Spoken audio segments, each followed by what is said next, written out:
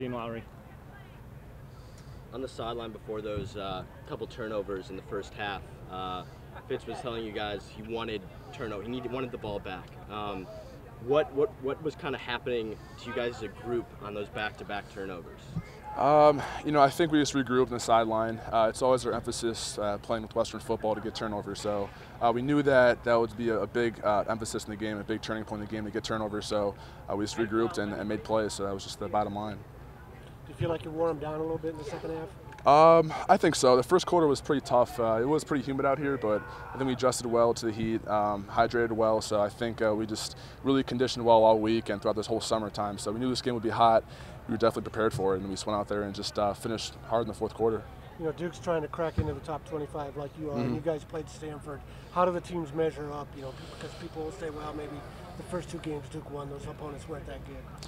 I think Stanford's more of a physical team, a little bigger, but Duke definitely is a great team as well. I mean, they're a team that's really tempo, great speed in the perimeter. So it was a great challenge coming here and playing them in their own house, and I'm sure they'll have a great year and probably be right up there in the ACC again. You know, Stanford, as you said, is a more physical team, more downhill style. Duke, more up-tempo, kind of sideline to sideline. Does this win give you confidence that your defense can match up with anyone, no matter what style they play? Yeah, I think so. It was definitely contrasting offenses, but we definitely do see a lot of these looks in practice. There's a lot of similarities between our offense and Duke's offense. So, but yeah, I think that was just it was a great team win against a very good offense, and we're really excited about it. Also pretty excited about Chick-fil-A.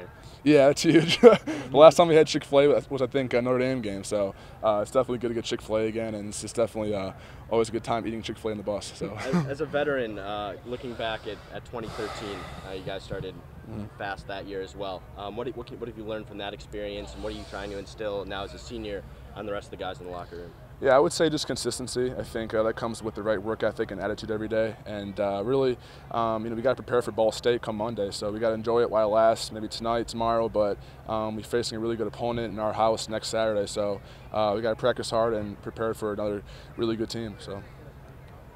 Thanks, Steve. All right, thanks, Steve. All right, whenever you guys are ready. Sure. How about that kickoff return for a touchdown, 98 yards? I mean, it's something we worked on every day in practice ever since camp. And Coach Fitz came to me at halftime, said we needed. It was a special teams type of game. You know, we needed a big play on special teams, and I just wanted to make a play for my team. And the guys up front, on our attack team, did a great job of selling it and getting their blocks. And he was wide open. I mean, you're a big part of the offense as well. You kind of knew you guys were struggling a little bit to get going. So did Fitz even need to tell you something like that, or is that something that you know as a return man that if you have the opportunity to do, you got to do it? Oh yeah, I already knew, but he still came up to me at halftime. But I already knew. In my head, I was already thinking like we need to make a play because offense was kind of stalling. Defense was playing their butts off the whole game, and then I kind of felt bad because we weren't putting any points on the board. So if we couldn't do it on offense, I figured I'd do it on special teams. Definitely.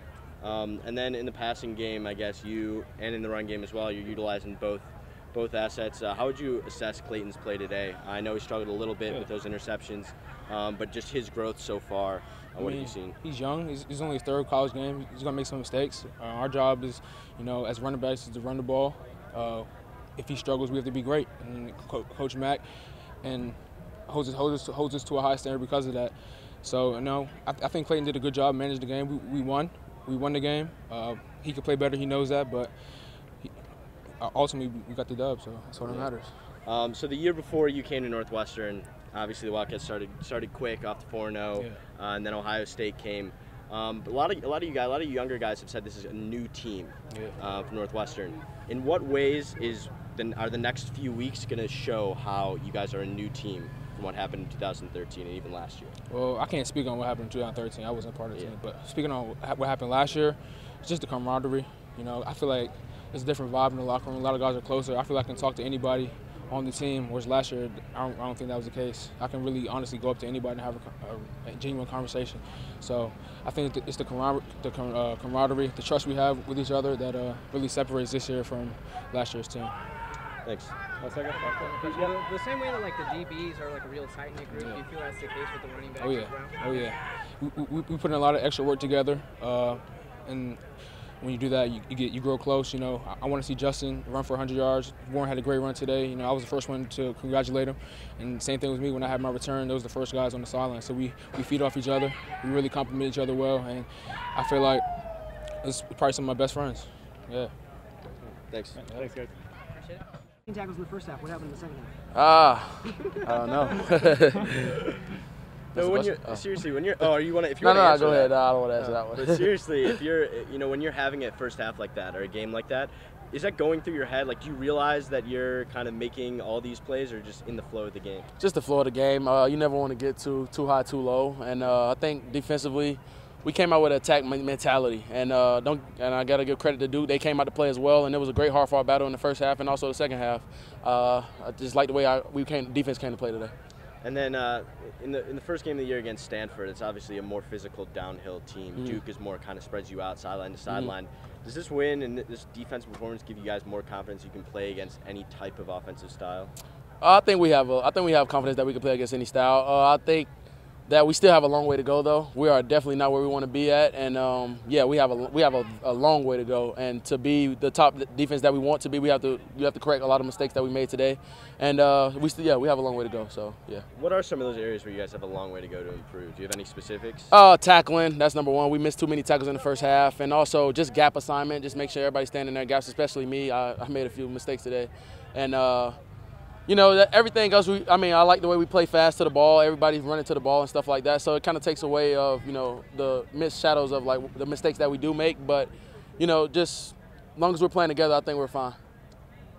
Was there anything that you specifically told the defense after Duke scored on that first drive? The crowd started chanting a little bit, where's the shutout? So, we just, we wanted to flush it. Like, come on, like we still have a long way to go. We still have 4 quarters to play, and we knew the offense was going to start picking it up, and we just wanted to keep them in the game. So I think the defensive mentality after that was, just we don't let them score anymore. If they don't score, they don't win. So what about after Solomon had that kick return? Do you feel like that maybe like alleviated stress on you guys? You guys could play more freely, or did? I think it was fine anyway. But that I'm not going to lie to you. That Solomon play really struck a lot of fire into the defense. We knew that it was our ball game then. So I think that that was a big play in the game, and it was a great momentum changer. Seriously though, about what about that shutout comment? Yeah. Is that something you guys were like cognizant of during the week that you knew about? I mean, that was taken like way out of context. Yeah, not really. Not really. It was taken out of context. Fadi didn't mean what he said. He didn't mean how he said it. But we have his back, and we know that Duke is a great opponent. We have great respect for him, like we have any opponent. So we didn't want to create any riffraff during that. Sure. So thank you. Yeah. Thanks, guys. Thank you. Thanks, Anthony. Thank you, Anthony.